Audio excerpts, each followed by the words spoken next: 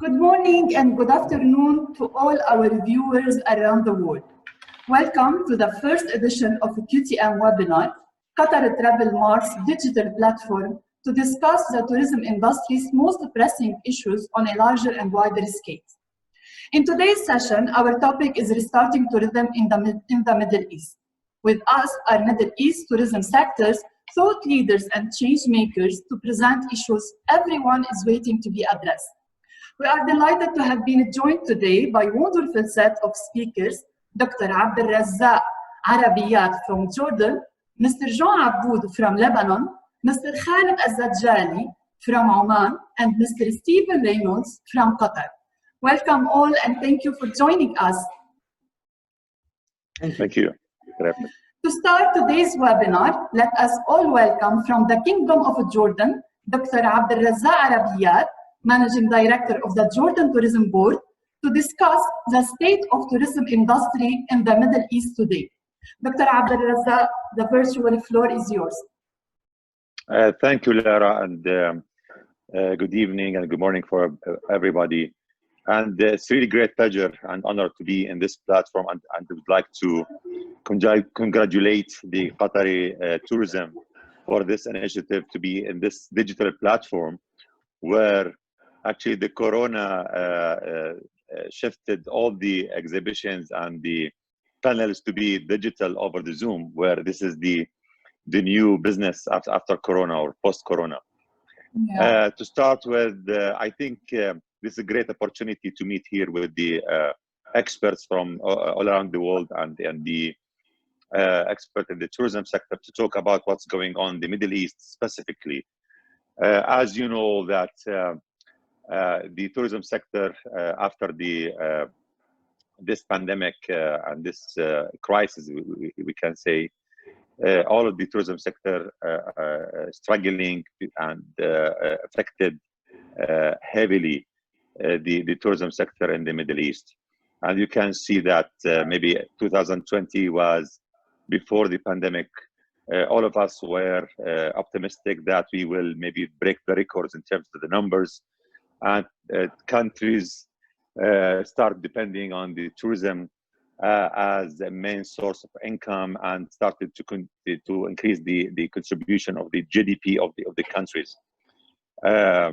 Obviously, the pandemic, I think, stopped everything, and I think business is not as usual, and the life, all the sectors after the post-corona will be different.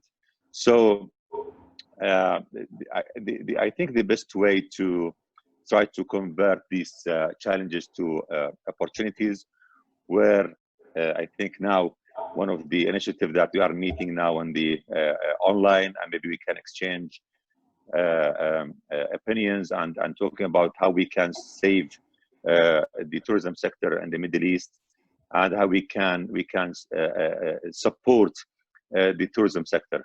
As you know that I think the hotels, airlines, tour operators, and all the supply chain and the tourism industry being affected heavily.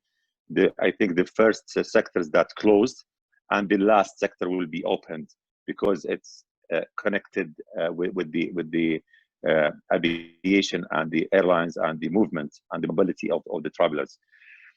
Since that, countries started to think first to open the domestic tourism, where I just want to share our experience in Jordan, what we did so far for the at least to save and to support the tourism sector in Jordan.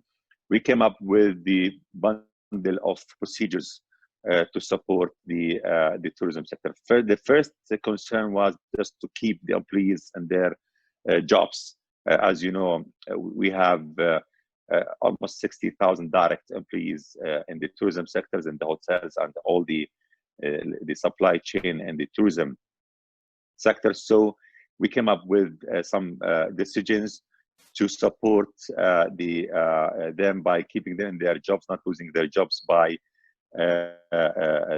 some of the procedures being taken from the Social Security Department. We paid 50% of their salaries for during the first 2 months, And we supported the hotels and the tour operators and the transportation and the airlines with some of liquidity, with the soft loans, so they can pay their overheads and the salaries for their employees just to keep them moving. Because once the tourism back and after the rebound of the tourism sector, we need them there because we invested a lot in these people.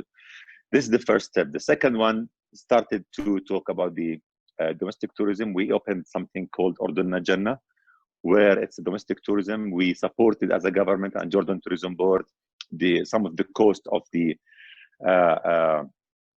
packages and trips. I give you an example. We supported 40% of the cost of the accommodation and transportation and the restaurants and the governance, where people they can go and have fun in the touristic sites in Jordan, in the north and south, especially in Petra, Aqaba, and Wadi Rum. Taking into consideration that Jordan now is free of corona, we are consider ourselves green. There's no cases for the past last 10 days. It's locally we don't have any cases registered.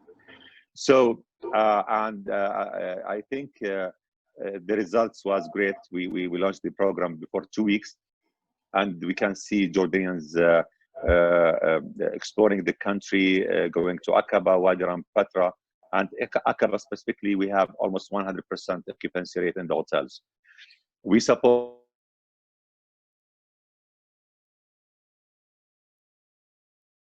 the domestic airlines from Amman to Aqaba with 40 JDs. The ticket, it's not, it's supported from JTB just to encourage people to go to Aqaba, and we provide the touristic transportation for free for the people who would like to go to the touristic sites.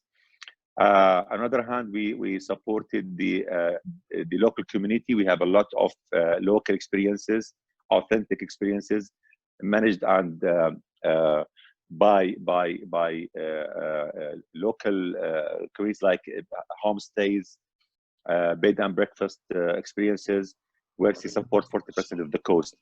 This is domestic, and we allocate good funds for that, just for people to come and explore the country with very cheap and attractive packages.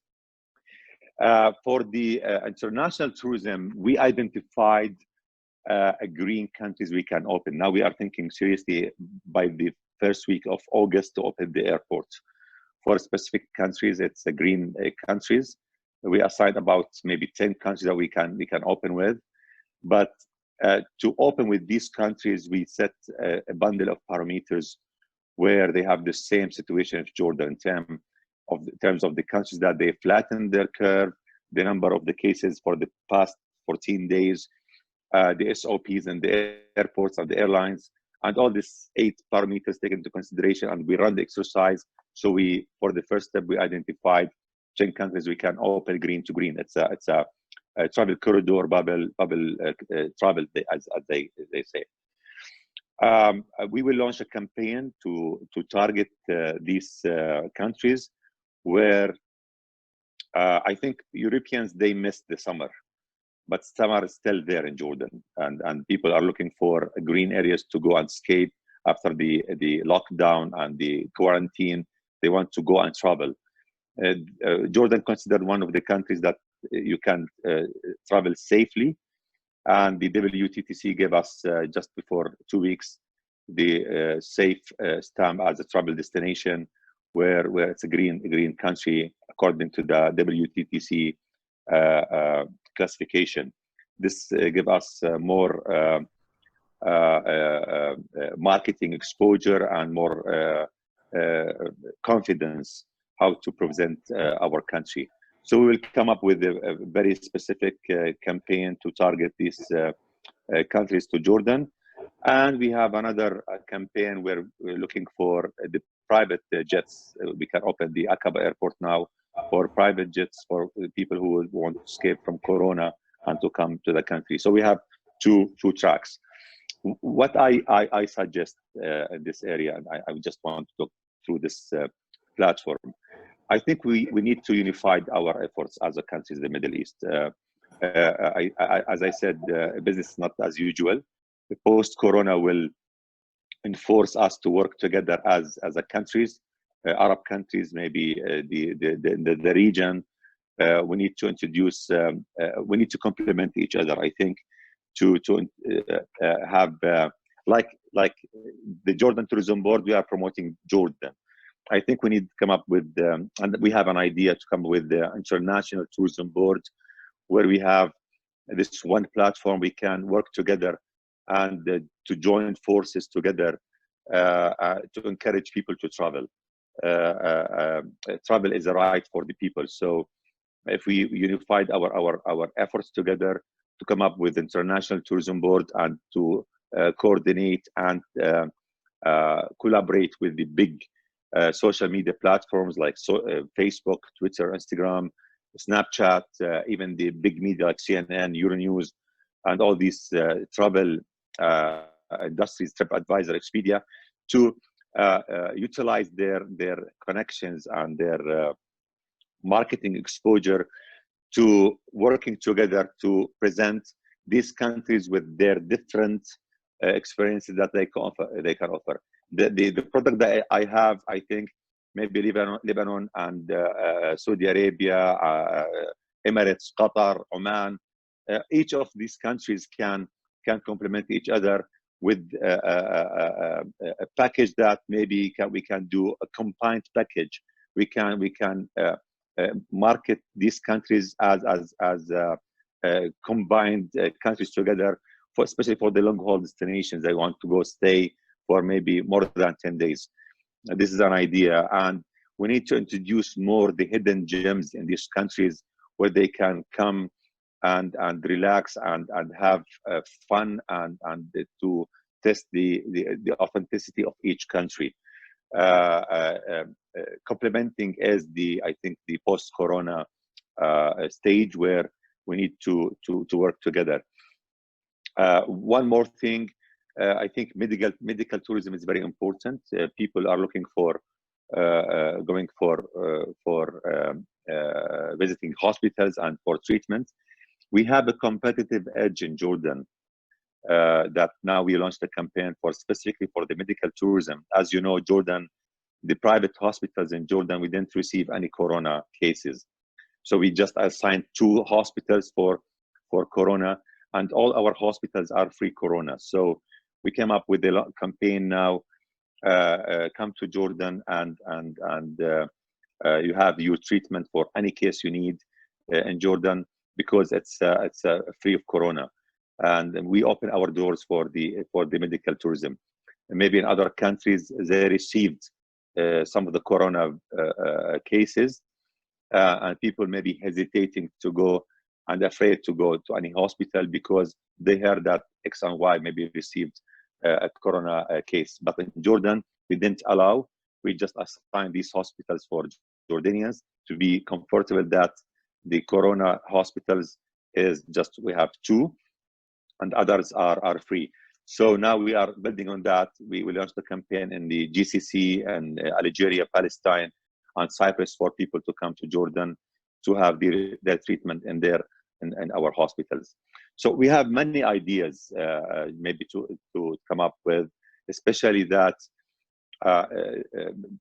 we need to work together, and we have to put the plans together as a country so we can receive, because all the countries will benefit from that. This is, I think, this is the 10 minutes that I have my time now, and I'm ready for any question. Yes. During this. Yeah. Thank you, Doctor, for your precious contribution. Could you elaborate on the travel idea, on the collaboration idea between these countries? Can you tell us more which countries, 10 countries you are opening in Jordan immediately? Now we are, because it's depending, maybe as Jordan, you have to see the other countries, they have the same situation in terms of the pandemic situation from medical and health measurements. But in the future, what I mean, you will open gradually with the countries, but we need to work together as the Middle East to introduce ourselves as a one destination. we need to unify and join forces together. We can market the Middle East countries as one package, so they can come to Qatar, let's say, and enjoy the history and culture, and maybe we can build on the opportunity of the World Cup that is coming soon, so they can come to Qatar and Jordan and maybe Egypt, let's say, especially for the long haul destinations traveling 7+ hours. So as a combined package, we can do it. Oman is an opportunity. They have lovely products that they can offer in Salalah and the shores that they have. The thing that Oman have, they have maybe Qatar can complement, and Jordan, Lebanon. Since we are talking the panel now, each country has its own unique products. So maybe we can work together and to come up with a package that can be promoted. And as you know, people after the pandemic, they need to visit more than one country. This is in the future, maybe next year, after we get rid of this pandemic. But we need to think seriously how we can work together, attracting low-cost carriers like EasyJet, Ryanair, have bases in the Middle East. Are thinking now to have a base for one of the low-cost carriers in Jordan, so they can other countries benefiting from this base, promoting the competitive edge of our competitive advantage of each country, and the brand, our position ourselves as countries where we have different experiences, so people they can come more and visit more than one country in the same time, especially for the US market, Latin America, Japan, China, to attract and open new opportunities that tourists are looking for. Yeah. The behavior of travelers after Corona is looking for green air, is looking for authentic, looking for local experiences, where each country they have their own authentic and cultural flavor. So join force and put it in one package and combine it together. Maybe we need to think maybe in the near future about this solution. Thank you, Dr. Abdelrazak. Now our next speaker is Mr. Jean Aboud, President of the Association of Travel and Tourist Agents in Lebanon, ATTAL. He will discuss the recovery of the travel sector in the Middle East. You have our attention, Mr. Jean. Thank you. Good afternoon, everybody. Really, it's I'm honored and pleased to be part of this panel discussion. In my presentation, I would like to, in this panel, we would like to seek plans and solutions on how to start tourism in the Middle East in such a challenging time. Yeah. In my today's, I don't know if the presentation is in front of you. Yeah, Mr. Jean, you can share it now.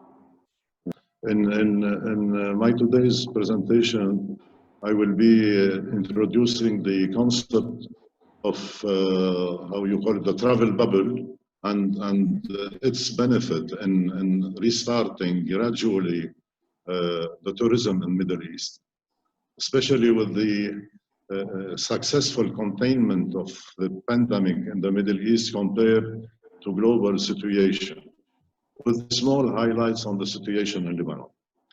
One of the most important subjects that we have to discuss is actually how to restart the aviation sector in Middle East, because we are affected a lot.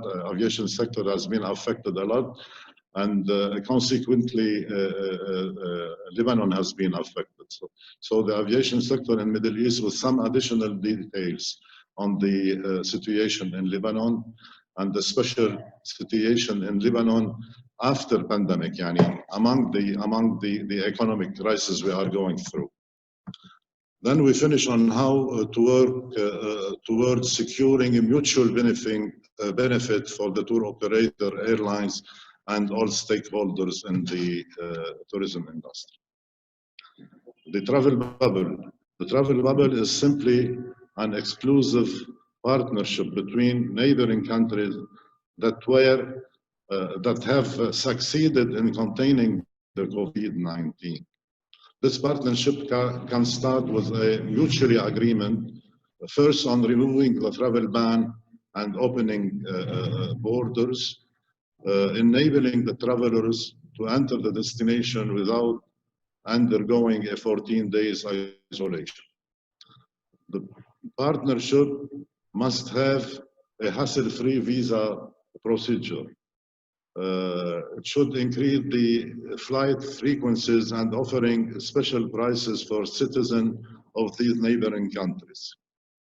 This concept could be the kickoff of the tourism industry in the Middle East, and it can also be applied in different sectors. How could we contain the COVID-19 pandemic in Middle East and Lebanon? In Middle East area, it seems that COVID-19 seems to be a bit limited so far, and the public health consequences less severe than expected. In the case of Lebanon, COVID-19 impact have been minimal in Lebanon. هذه الشغلة الوحيدة المنيحة عنا compared to global average. COVID-19 cases and death percentage is low compared to global one. And this was due to the preventive measures taken by the Lebanese government. If you see the graph, we have like 276 cases per million population in Lebanon versus 1509 globally. 5 death cases per million population versus 69 globally.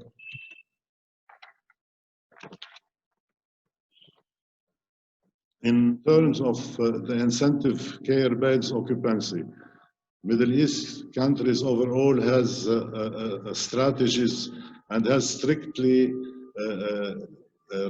succeed in containing virus, and especially the GSCC countries. And they increase, because they increase efficiently the intensive care bed. In Lebanon, for example, only 2% of the intensive care beds are occupied, which is a small percentage in a case of a second wave. The hospitals are well prepared to take the necessary action and provide the support needed. Now, come to the slide 7, restarting the aviation sector in Middle East. The critical situation of the aviation in Middle East, the specificity of the situation in Lebanon post-pandemic and among the economic crisis. These two cases will oblige us to seek solution for overcoming the currency exchange rate variation in Lebanon and ensuring payment solvability for airlines. Actually, we have suffering from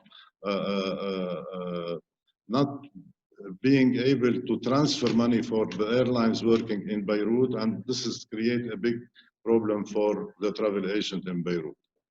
Now, if you want to go for the 8th slide, restarting aviation sector in Middle East and Lebanon.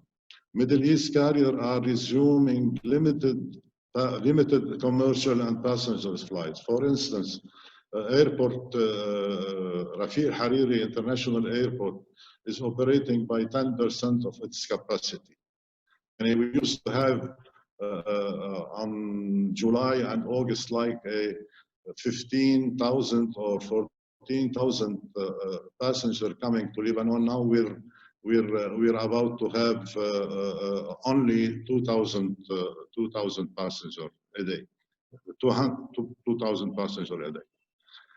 However, the airlines collectivity in the region are still losing revenue from the significant decline in passenger flight due to travel bans and the 14-day isolation conditions, along with the high price of the air ticket.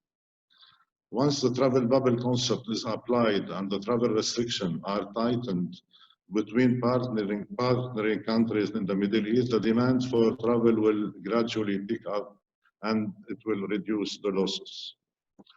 The losses are estimated, and this is a report from IATA, up to 19 billion in revenue loss for airlines based in Middle East in 2020 compared to 2019.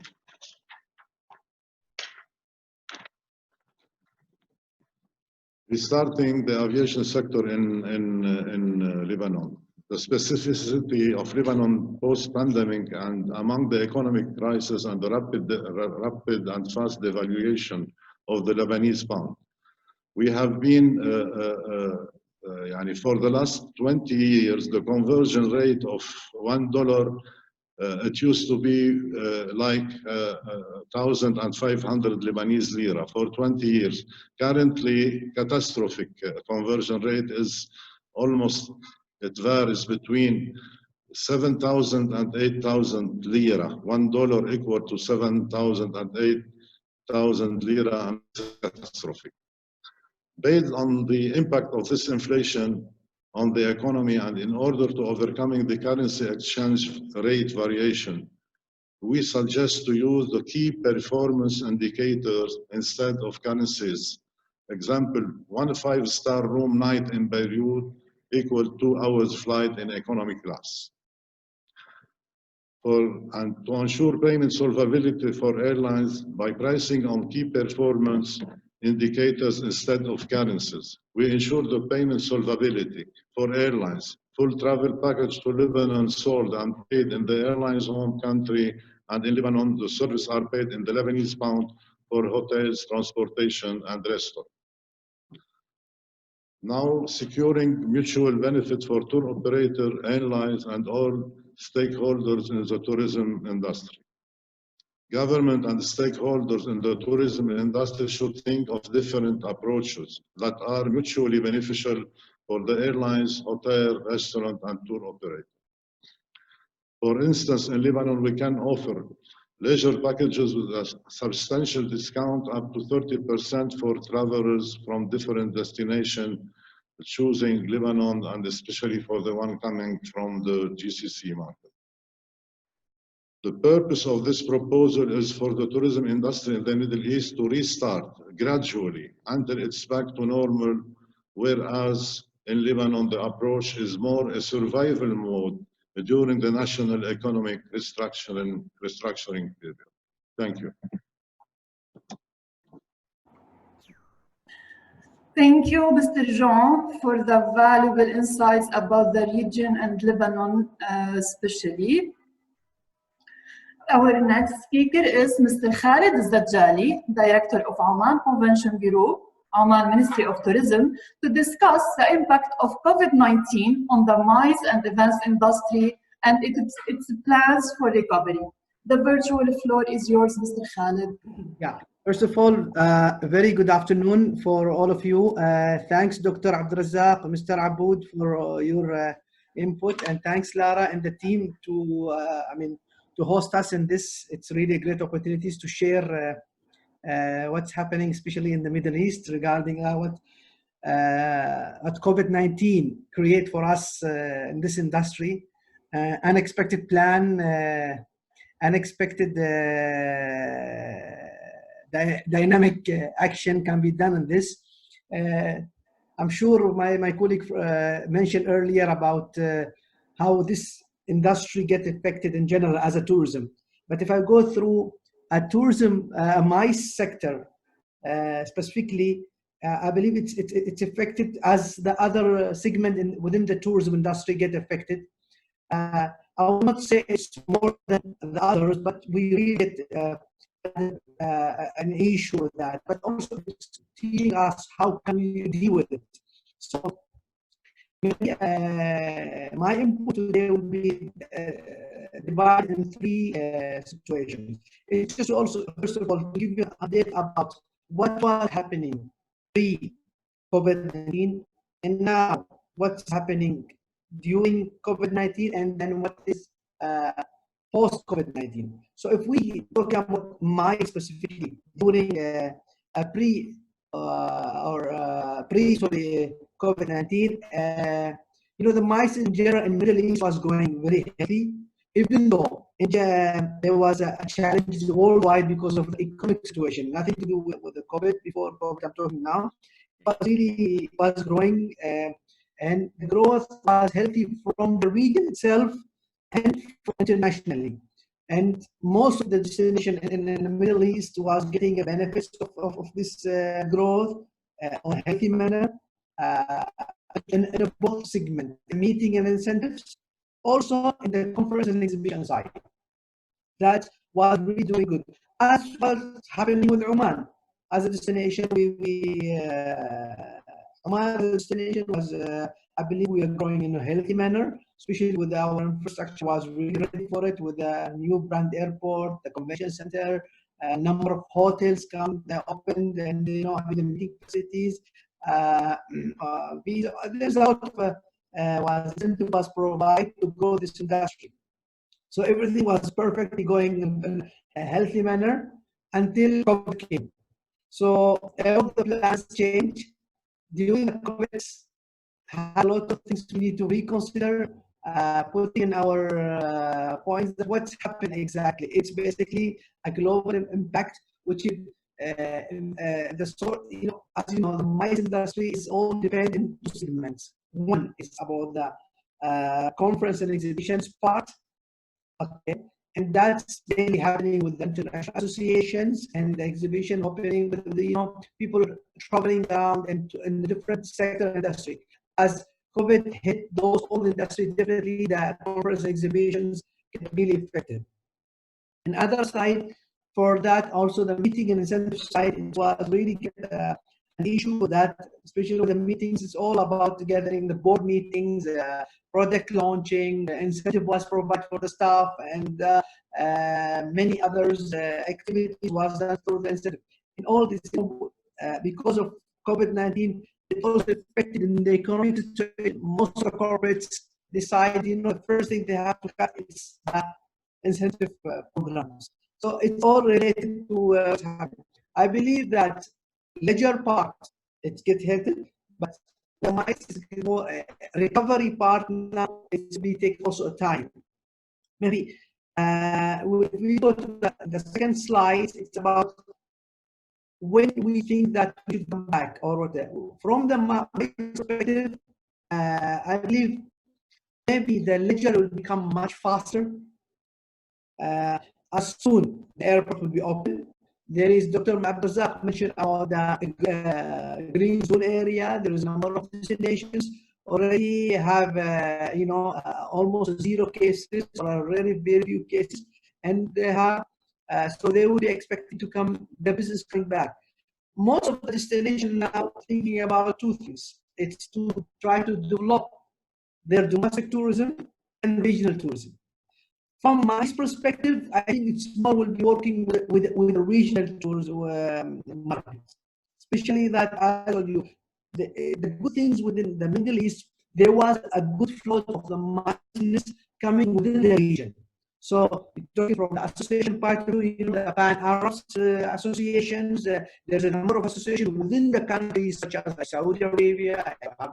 You have also from Qatar, you have from Kuwait, you have also from UAE and Egypt too. So those either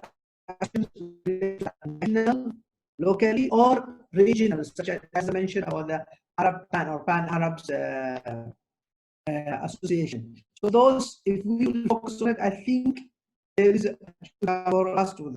But the conferences and exhibition, it might take longer to come back. From the point of view, it's becoming faster. But there is always when we participate in this webinars, and for the last 4 months, we do almost really currently those whenever coming. There's a common question came to us: when do you think the business can come back again or recovery? So always we are saying that even this is a number of experts. I think we will take longer, unfortunately, longer time than the leisure tourism. Leisure tourism, the time when airport open, flight start, and there is a number of the destination having already the green zone or the facilities, and they do their own action to deal with pandemic situations. I think they will be even it will be slowly, but it will be faster than the mice. If you think about the mice, I'll not say that 2020 is over. No, maybe we already, in fact, even during the COVID situation until now, we, as Oman, for example, we got a lot of RFPs and leads. The hotels, the venues, they're seeking for some business start at least from the last quarter of the year, especially December. And through our communication with the hotels, I think they get those kind of leads, and there is some potential. But in general, it will not be back. If you think also from first quarter of next year, still until they will find the vaccine and what they will be distributed and everybody get that vaccine, I think it will take time. So in general, I'll be very positive. I will see the second half of the year or the second part of the next year. It will be a time when it will be the miles to pick up internationally, basically. Okay, but in order for us to go back as for mice, you know, the labor side, I think to go back to mice, you know, you're talking about numbers, okay, especially from the exhibition and conference side. And all those numbers need to be really more, having more protect and more creating an environment which can, you know, protect them and to be, you know, protocol basically, to create a protocol can help them to walk safely, to travel safely, to have their events safely. So in order for that, I think number of all the destinations, not just in the Middle East, everywhere in the world, they have as a destination, they have their own protocols. Now, as you know that number of the hotel chains, they had already their own protocols in order, you know, to deal with this COVID-19 situation from the hygiene point of view, for the social distancing and many others. Those protocols should be implemented. And now I believe it's not and secret things. It's most of the protocol is almost the same. It could be changed 5 to 10%. Okay, but most of the protocols are changed. But in order for us it should be implemented and implement with monitoring if everyone is going through those protocols. So that's the idea of reopening the mice industry, creating the protocols, and secondly, it's phases gradually. When I say phases, I mean it's like starting the meetings or the incentive should be by numbers and by dates. How many numbers we need to start with? Like for example, the proposal in Oman idea was we start with 20%. And then for a 1.5 months from now, then we'll go, for example, with 50%. And so each country have its own criteria, but like those phases is very important. So you do it gradually, and then you'll be ensuring that this implementation should be there. And there's no any, you know, always everything is safe. So we could go to the second step. So this is a very important element. Not fast to coming and reopening the MICE sector within tourism. And definitely the safety measurement is very important, how the things going in the airport. It's a very important, the aircraft, flights, arriving, the hotels, hygiene, you know, everybody's saying that. Everything's happened before COVID-19 cannot implement during the COVID-19 situations, and it will not implement back. I'll be very positive. I will say as soon they will find the vaccine, the things will be coming back gradually. But when, we don't know. So we need to live with this situation. We need to live and try to adjust ourselves. There is a number of destinations in the Middle East. I think they did the good steps in order to come back gradually. We could see what's happening in Dubai. We could see what's happening in Qatar. Qatar giving a timeline for all the businesses to go coming back. In Oman also, we have the same situation. We do it in phases. Okay, what you call the Huzam packages. Every time there is a number of packages of activities, economic activities opened. Even the hotels was not shut down in Oman. So it's depending on the hotel, how they want to operate. As far as most of the international chains have their own protocol. You know, having safety measurement, and as a destination, Oman, we had already issued a number of protocols for the hotels, protocol for the travel agents, and protocol for the restaurants and how things going on. So, you know, the destination have to take those initiatives to move forward to see how can we go to the second step. That's from the reopening idea. Mr. Abu mentioned about that. Now we don't, because we already had talked enough about how this pandemic things affect the business and what we should do. I think now the idea is to how to be, you know, recover and try to live with it until this pandemic is over. So for all, and to work on that situation. In order to do that, I think we need to have, like, you know, a national marketing campaigns to show each destination. Dr. Abdulrazak had a very good idea about the joint campaign, that or you know, joint destinations and exchange the regional business. That's a real. If we need to be realistic, I think the regional have to talk to each other, the destination region and the destination region need to talk to each other and exchange the benefits. Each destination have its own uniqueness, which the other can be. There should be flexibilities in many cases. You know, flexibilities on destination providing incentives, destinations providing the incentive. Destination also try to be flexible in the rule and regulation. They need to find the situation. How can you know, attract the region part of you? That's very important. And try to promote it gradually. From now until middle of next year, I think our, you know, we need to work regionally. Okay, we need to work with our stakeholders very closely to find also alternative ideas. You know, now the VR, the virtual reality is coming in very strong tools. This is what's happening now. Now we've been using these facilities. Okay, there was a there was an exhibition before, now they postponed it, so they use this facility as a virtual reality.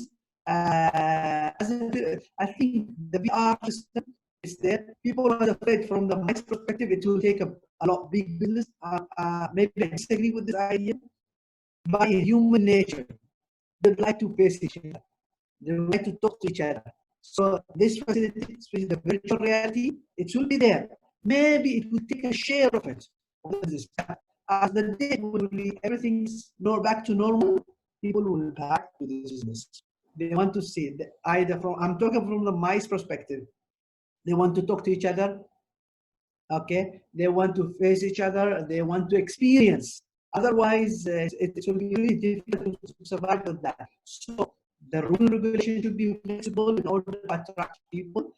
And also, even now, before this pandemic, there was no need, like what's happening in Oman. Now in Oman, through the Ministry of Commerce, we try to work on locally to have a rule and regulation in for the virtual reality conferences and how to apply. We in Oman try to use our local DMCs or the PCO professional commerce organizers.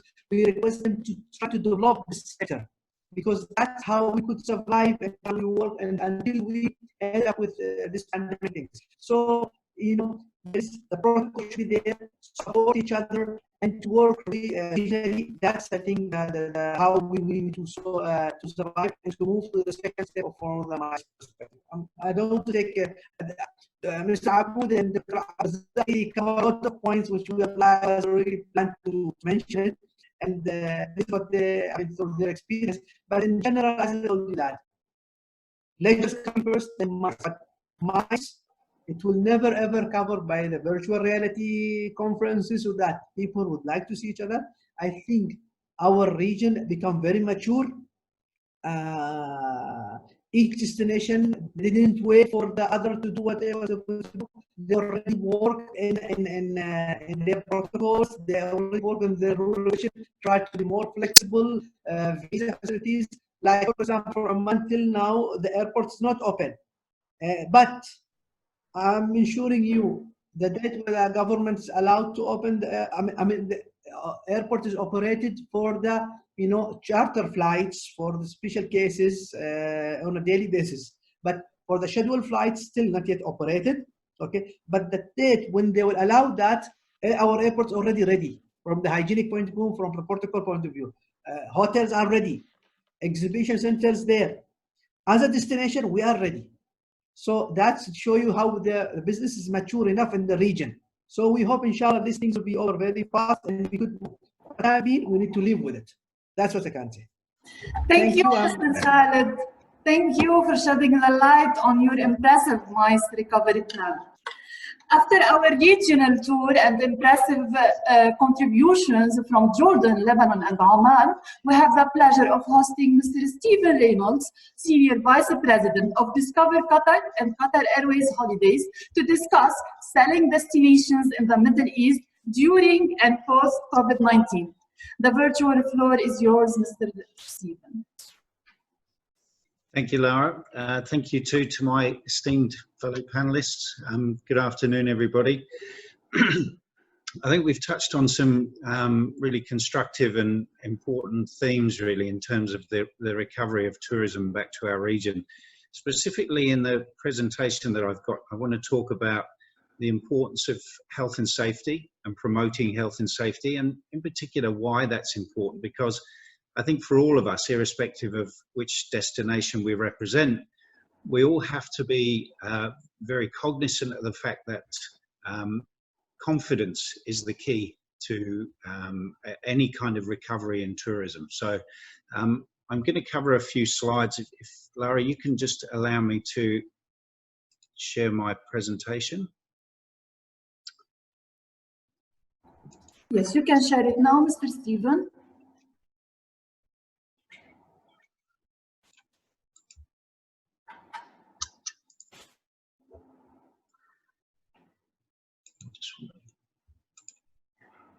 Okay, so as you can see from the first slide, really, there's been a variable impact across the region, and I think it's fair to say that the East has been probably more heavily impacted than the region as a whole. And I think, again, what that means is that from a perspective of creating confidence amongst travellers, it's really important that we show that as a region and as individual countries that we have demonstrated a combination of positive action, clear communication about what that positive action represents, and then a phased approach to how we plan to gradually open our borders and enable tourism to reboot again. So the situation that occurred during COVID, when things hit, they hit very quickly. It's not a situation that we were able to necessarily plan or prepare for. We experienced a high number of booking cancellations, airport closures, and we were busy doing things that were not our core business, but we were still very busy. And I think one of the things that we learned here is that this is a temporary situation, and even though it was a very negative environment to operate in, that operating with compassion, being flexible, accommodating requests that perhaps led to a relaxation of normal booking terms and conditions, cancellation policies, and most importantly for our teams, they had to demonstrate some adaptability to be able to suddenly work remotely, to be able to communicate using virtual means rather than our traditional face-to-face methods, and importantly remain heavily engaged with our customers and our trade partners and our facilitators and our stakeholders, even though travel was either not permitted or curtailed.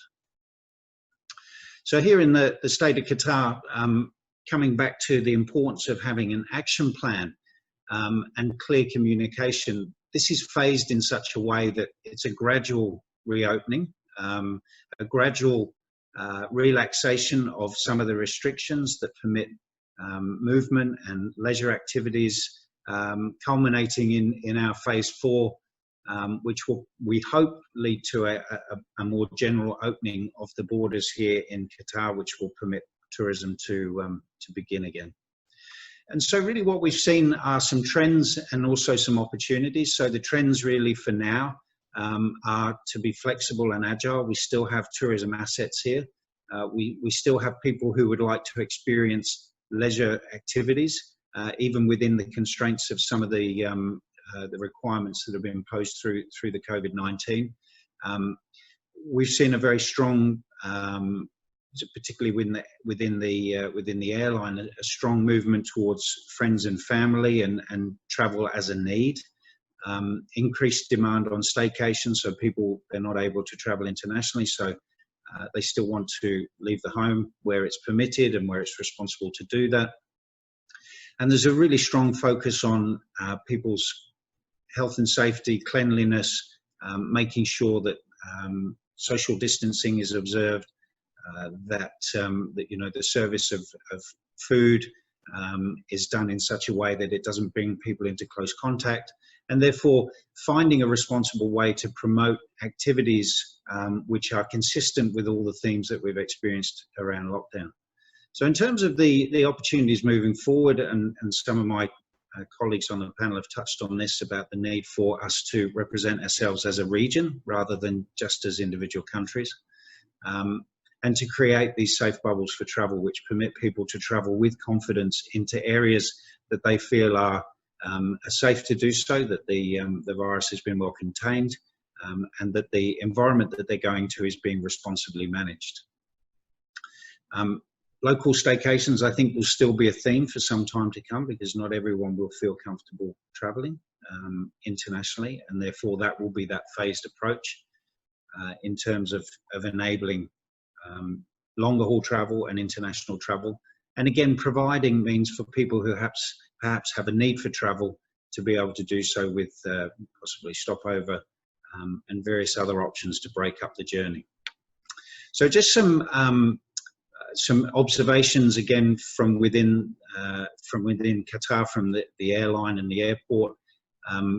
Qatar Airways has emerged through this as the largest international airline, and we've continued to fly because people still do need to travel. And whilst that travel may not be based on leisure or discretion, there is still a need for people to travel. And because of that, we've learned a lot about what people value and what people consider to be important in terms of when evaluating whether they will travel, even if they need to, or whether it's for more discretional purposes. And so again, this theme of confidence, and giving people the confidence that they're going to be safe, that they're going to be comfortable, that their safety is of top priority. Equally, that's the case within in the airport space, and also the introduction of the Qatar Clean across all of the hotels here, to make sure that those places that are open to the public are safe and they are being responsibly managed. In terms of our bounce back priorities, which again comes back to this sort of phased approach of how tourism can be rebooted in the region, staycation is very much about getting people back into that mindset of taking a short vacation, even if that's domestically or regionally, enjoying that, feeling safe, feeling comfortable, continuing to monitor and identify trends within the region, trends internationally about which destinations are starting to open up and people are starting to travel freely, keeping in close contact with our trade partners and making sure that we continue to communicate openly with those trade partners, and also we understand what their needs and the needs of their customers are, and that we can accommodate those, and also being very innovative in terms of developing new products, new services, again making sure that what we have to offer the consumer is actually what they want and meets all of their needs. And so that concludes my short presentation. I've tried to keep it nice and brief. I'm conscious of time and giving people the opportunity to ask some questions of the panel at the end. Thank you, Mr. Stephen, for highlighting the bounce back initiatives in Qatar. And thank you to all our panelists for today's diverse and rich session about the tourism industry in the Middle East, an industry that has a very high impact on us all. Now we will be answering some of our attendees' questions at the Q&A. It can be addressed to a specific speaker, or anyone from our panelists can answer as well. So the first question, we have it, it's not addressed to a specific speaker. It's from Abhilash Joy.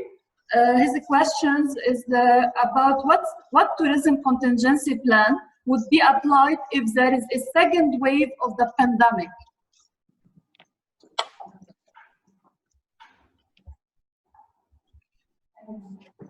Can anyone please answer this question? Yeah, if you allow me, Lara, to answer this question. Yes, please, Dr. Abdelrazak.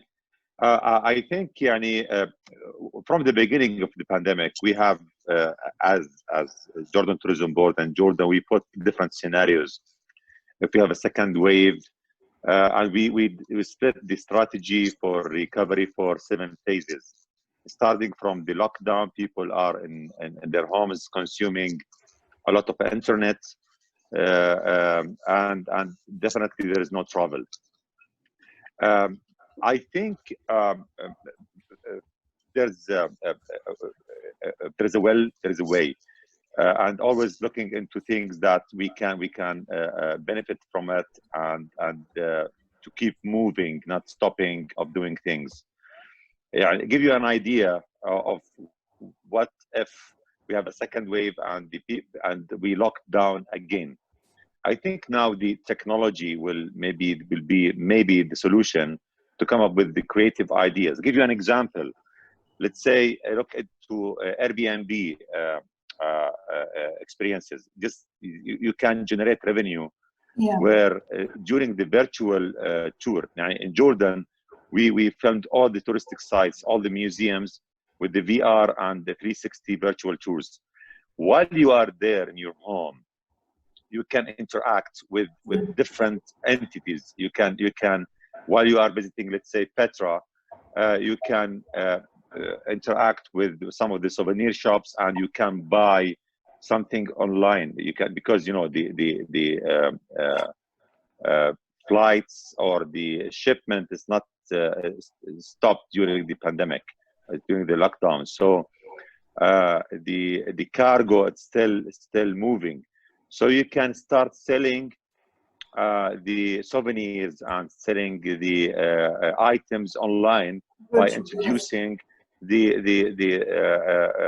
souvenirs and the things that maybe can be sold online. One more thing, you can register on one of the classes. Let's say how to do local, let's say dish. Look at the Italians. You register on a class where teach you how to do pasta or pizza or something like that, and you pay money for that, for this class, and you can register, and it's an online class. So you can do it. Going to Khalid's initiative and let's say the conferences now in Jordan, and we can share that with any of the colleagues. Trying to do now, we are preparing for the first virtual exhibition in Jordan, where you have this virtual exhibition, and you have booth virtual, and you are in your booth, and you have pre-scheduled meeting with the potential maybe business meeting. It's a B2B, and you are sitting in the booth with the design, and you go and you have these people coming and see you and talk to you, and you can have this commercial deals with the tour operator, or maybe with the factories if you want to export any of your commodities. So online now maybe would be the solution for the time being. And of course, the country lockdown, I think the domestic tourism, instead, if you look into the economies, like in Jordan, Jordanians spending $1 billion for the outbound tourism. This money will keep in the economy, and they spend it, and they can move all the tourism sector. So you can do both, because you can't stop. You can't just close all the hotels and close all. So domestic tourism will be the solution, and technology and the new ideas and the startups and the accelerators. We have a project here in Jordan with the accelerators for the tourism technologies. I'm more than happy to share it with any of the colleagues, just to benefit from our ideas and projects that can mitigate and can help and support the tourism sector. Or you can live with the corona and open it for all. No, Dr. Abdelrazak, you mentioned regarding the virtual exhibition. Actually, we have a question for Mr. Khalid. one of our attendees is asking you actually, how can virtual reality contribute to the recovery of the MICE industry? See, maybe I mentioned this point and very quickly earlier. Yes. See, this is in fact one of the for as I mentioned for last 3-4 months. When we meet our industry partner through ICA, through a number of other platforms, we have mentioned about the virtual reality, and there is always 2 questions. One is about how this will be take a share from the real business of the MICE. Okay. The other points about how this virtual reality helped us during the COVID-19. Let will face it, virtual. I mean, even by numbers, there is a number of event organizer or number of destination or even organizer. We as a tourism board, for example, I'm sure Dr. Abdulrazak will be sharing me the same, or Mr. Steven or Mr. Aboud share me the same, that we also as tourism boards invest in the virtual realities. Yeah. Because if we think about it, like a couple of weeks, a couple months back, there was no huge number. If you, I'm sure if you go through the statistic now, there is like not 100 times, 1,000 times of number amount was invested in the virtual reality in segment more than what's happening before the COVID-19, because we see there is a value. Now this is make our life easier. In fact, now even between the staff and between the team, they meet each other through the virtual reality programs. So this is impact positively for a time being. This is an example now. We are here, all of us using this program to communicate each other from different destinations, sharing the thoughts and learning from each other. Yes, but for the MICE perspective, again, and also it could be helping us for a time being, maybe for the next series. But as I mentioned, by the human nature, we cannot always stay using the virtual reality to communicate, to get benefits, and to get from this. From the MICE perspective, it might be taking a share, but for a time being, it could be higher, but it will be reduced. The time when the COVID is over, okay, post of COVID, it will become on the reality. It might be taking a share, maybe for example, I'm not sure about the number, but if the virtual reality taking 5 to 4% of the MICE business, maybe it will increase to 7 to 8%, but it will not be more than that, because the idea of the MICE, it's connecting, incentivize, supporting the team, supporting the clients. So all of this virtual reality will not cover. Maybe from the learning perspective, educational perspective, training perspective, yes. Launching some product, yes, but it will be for a short time. Then as soon the COVID will be over, definitely we'll back to the normal life and we will see each other and going to these MICE activities. Thank you, Mr. Khaled. Staying with the same subject. Allow me, there's one point which I need to mention. There is a huge investment happening now through a number of the professional conference organizers and the MICE houses and even big corporates. They're investing a lot in the virtual realities, okay, to try to meet their clients, to their partners, their people who is then incentivized. So there is a huge investment happening, and it will be helping us a lot. I'm not underestimating the power of the virtual reality. It's having a strong power, and it played strong power for us, okay? But I'm saying that the day will be over, these things, this pandemic things, it will be, definitely will go to the normal life. Thank you. Yes, actually we have a question from Ms. Anju Gomez from ICA. She's asking Mr. Steven, when is the first live event in Qatar? I wish I could answer that question for you. I think that what I can say is there will be a live event, hopefully sooner rather than later. I saw one of the other questions, which is, you know, about what's encouraging people to take a staycation if there are some restrictions. And I think one of the things that I would say with our roadmap to reopening is that it's very deliberate and very phased, in that there are things that you can do if you take a staycation at the moment. The beaches are open, outdoor pools are open, restaurants are open, hotels are open. So there are things that you can do. You can enjoy some of the beautiful spaces that exist in all of our countries represented here on the panel today.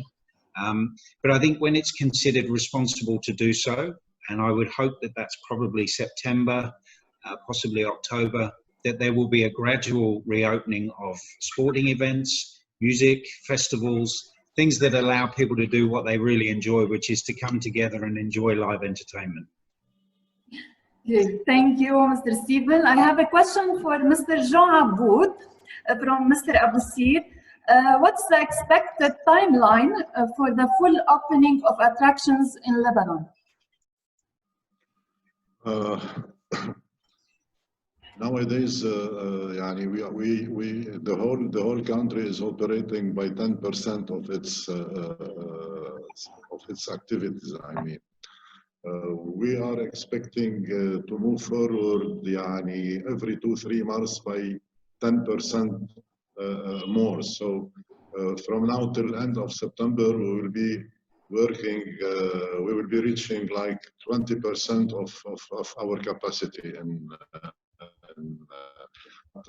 As we're unfortunately in Lebanon, our case differs from the other neighboring countries. You know, we're not suffering only from COVID-19.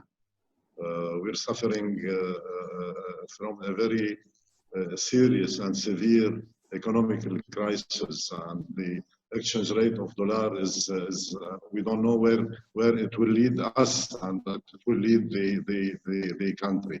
So hopefully we'll be getting out gradually. We're not expecting to be fully out of this crisis before 2021, the end of 2021. Hopefully things will be getting better, inshallah. Inshallah.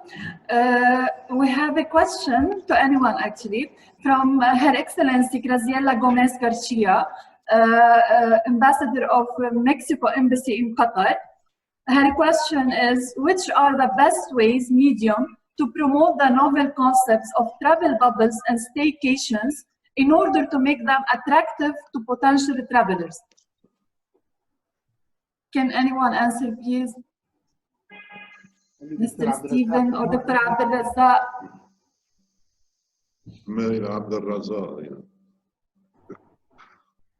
Lara, I think there's I didn't hear the question because something. So just can you repeat the question again? Something happened with the system. Sure. We have this question is from Her Excellency Graciela Gomez Garcia, Mexico Ambassador here in Qatar. Her question is, which are the best ways, mediums, to promote the novel concepts of travel bubbles and staycations in order to make them attractive to potential travelers? Yeah, I think the marketing should be designed for the targeted people that may like this kind of experiences.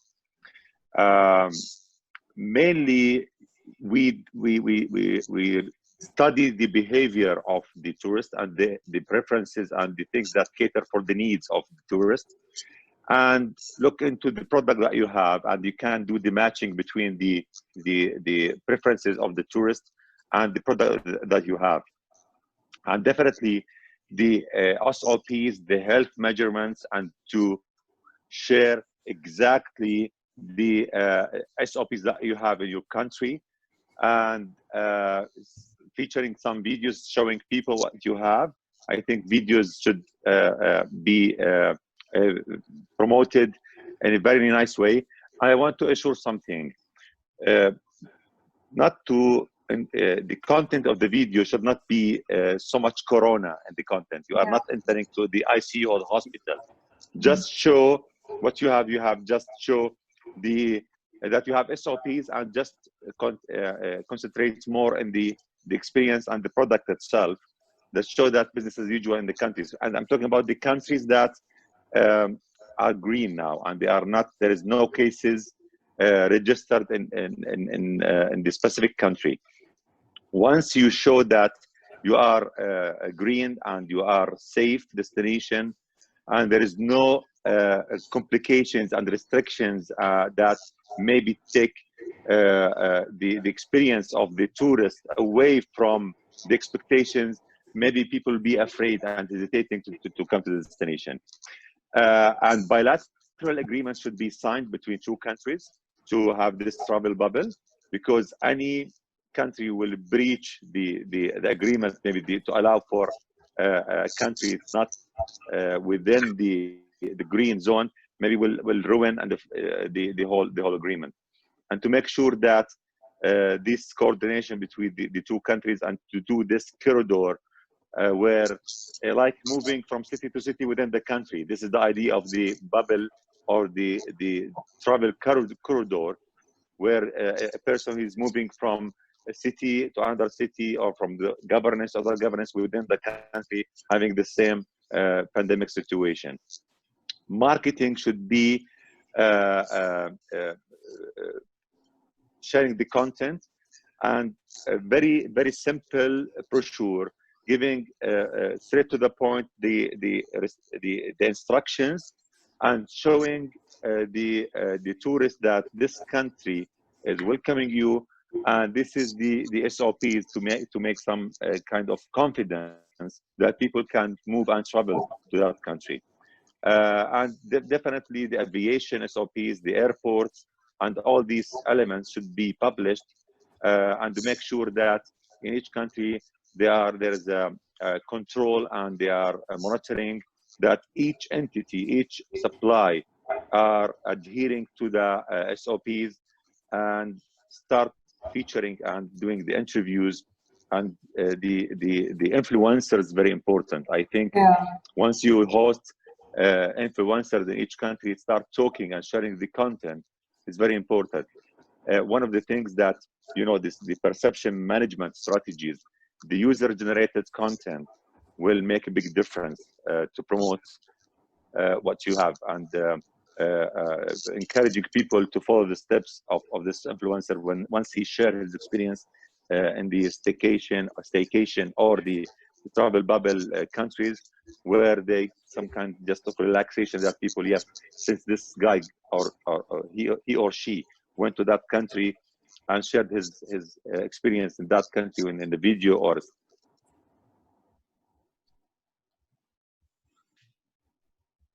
Snapchat or whatever, and to have the same experience. Thank you, Dr. Abdelrazak. We have a question to Mr. Stephen. What's your projection for the travel industry in Qatar in the next 5 months? Do you see a pickup in the last quarter of 2020? Yeah, I'd like to. I'm very optimistic about the outlook for travel in Qatar. Obviously, we need to make sure that the responsible measures being rolled out are adhered to, and that we can safely emerge from the current situation. I think both from a domestic tourism and an international tourism perspective, there is opportunity, because the domestic market has largely been isolated and in lockdown for the last 4 months. I think people are keen to get out and explore their immediate surroundings. I think just going back to the previous point, the marketing needs to be done in a sensitive manner, that people have had a very anxious period that they've been waiting under lockdown, that they need to feel safe. They won't travel if they don't have to, because leisure travel is discretional. So people need to feel that that's something that they can responsibly participate in. I think from an international travel perspective, Qatar Airways has continued to fly throughout. And once the borders open for leisure tourists or international tourists to come and visit, it's a great destination for either a stopover or for a point-to-point visit. And the hotels are very much aware of what they need to be able to offer to tourists, to make them feel comfortable, to make them feel safe, to make them feel as though all of the requirements around social distancing and responsible tourism are being adhered to. And the beauty here is that we have a lot of open space. There is no reason for people to be in crowded, congested environments. You know, you can enjoy open space, you can enjoy beautiful beaches that you can have to yourself, you can enjoy beautiful parks, and there is an awful lot still to do here without necessarily feeling as though you need to be in a confined space. Yes, thank you, Mr. Stephen. I have the last question, actually. It's open for everyone. Is there a plan to have a possible travel bubble between Qatar, Oman, Jordan, and Lebanon? I think we would all love that. I think it's probably something that's outside of our responsibility to make happen, but I think we would all very much like that to happen. But I can see that, maybe if you allow me, is it my voice going on? Yes, yes, Mr. Khalid. What I can see, again, Dr. Abdelrazak mentioned something earlier, and I confirm that it's about combining each other. Each destination has its own uniqueness from the culture perspective, from the experience, from the shopping, from the facilities. So each of us have his own advantages, which is, if, with the combinations, it will work very positively, I'm sure about it. And there is one segment which we will focus on it more. There is also the residents and the destinations, okay, and also the locals. In each of them, they have different, interest. So I think all these 4 destinations love to work not only together. It's like it should be happening now, because for the next couple of months, regional, whoever want to survive or work very closely and get benefits, they need to work together, or exchange the benefits. So definitely, I would love to work all together, but by the end of the day, we should go give the facilities and the foundation for it, and then the traveler have to choose how the thing's going on.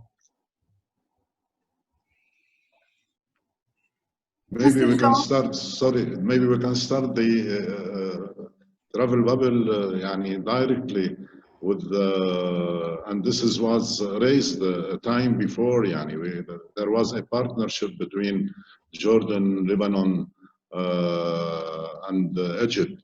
So this is the easiest way that we can start materializing the travel bubble. I think this is.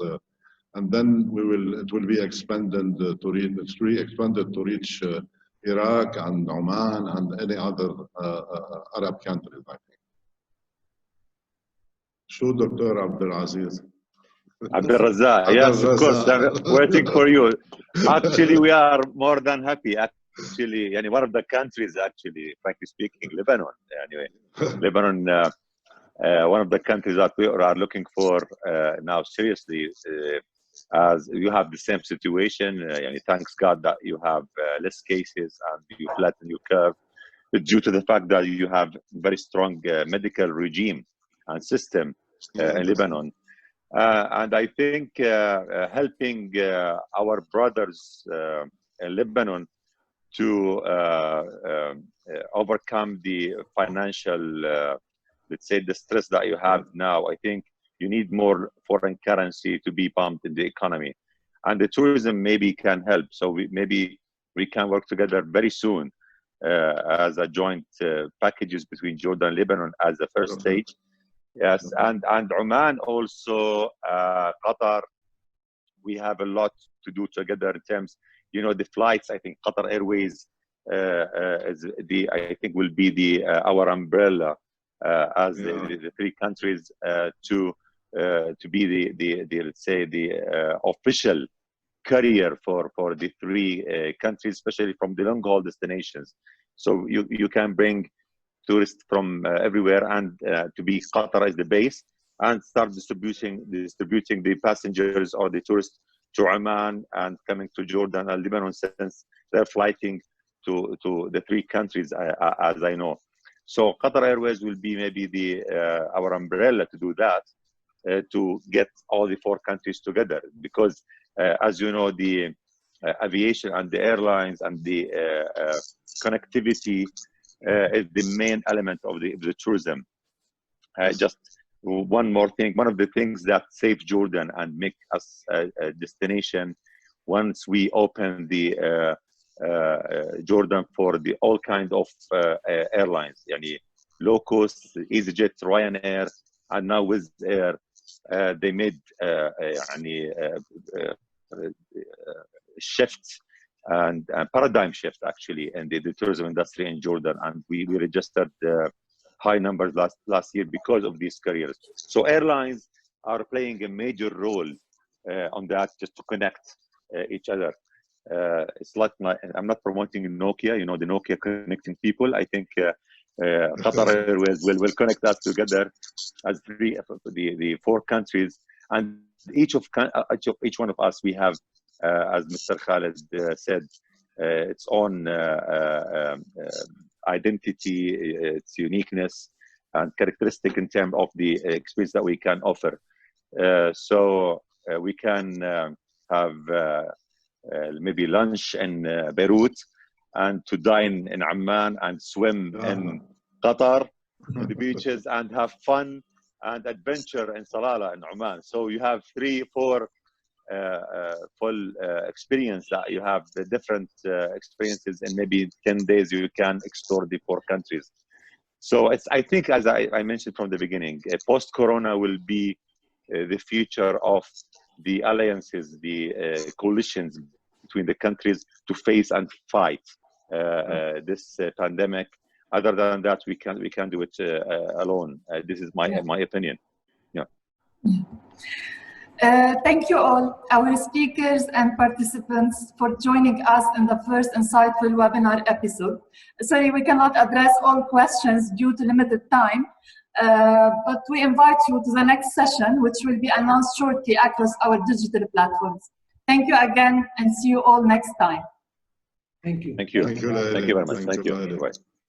Thanks for ان شاء الله سيد خالد، سيد عبد الرزاق، بنشوفكم ببيروت قريبا ان شاء الله. اكيد إن شاء الله. خلينا على تواصل الكل، خلينا نتواصل اخ خالد. Nice meeting you, Mr. Aboud. Thanks, everyone. Thank you all. Bye, bye, Thank you. bye. Thank you, Lara. Thank you, Lara, for your efforts with us. Thank you, Lara. Bye-bye. Bye-bye.